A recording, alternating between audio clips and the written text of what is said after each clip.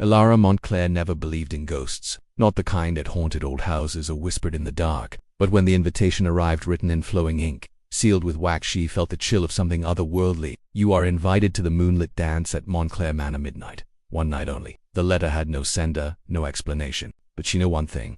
Montclair Manor had been abandoned for decades. She hesitated at the gate, staring at the ruins of a family's forgotten home. Ivy curled around the once grand entrance, its wrought iron door slightly ajar, as if welcoming her inside.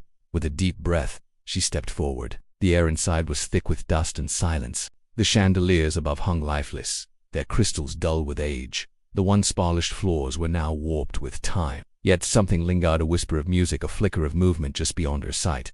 Then, the clock struck midnight. A gust of wind swept through the ballroom, and in an instant, the world changed. The dust vanished. The chandeliers sparkled with golden light.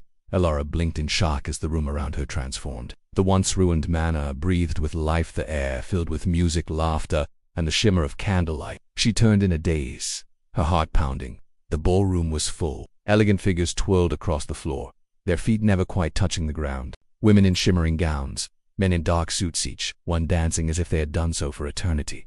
And then, she saw him, standing apart from the others, dressed in midnight blue, was a man with silver eyes that locked onto hers the moment she entered. He looked at her as if he had known her forever. Before she could speak, he stepped forward, offering his hand. "Elara Montclair," he murmured, his voice like distant thunder. "You came." She hesitated.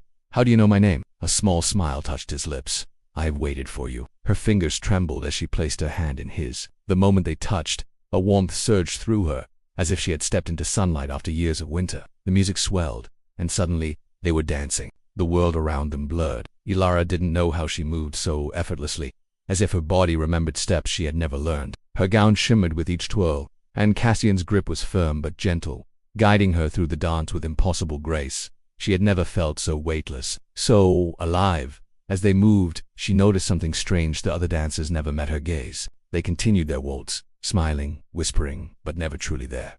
Elara swallowed hard. He hesitated, his grip tightening slightly. "You are in a moment stolen from time," her breath caught. But before he could answer, the clock began to chime. 1, 2, 3. Cassian's face paled.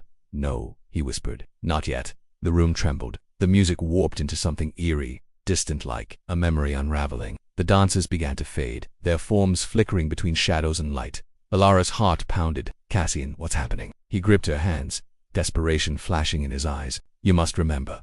"Remember what?" The ground beneath them cracked like broken glass. Cassian reached for her, but his hands began to dissolve, his form turning to mist. She tried to hold on, but he was slipping away. Elara opened her eyes. She was alone. The ballroom was ruined once, more dusty chandeliers, cracked floors, vines reclaiming the walls. Her breath was ragged.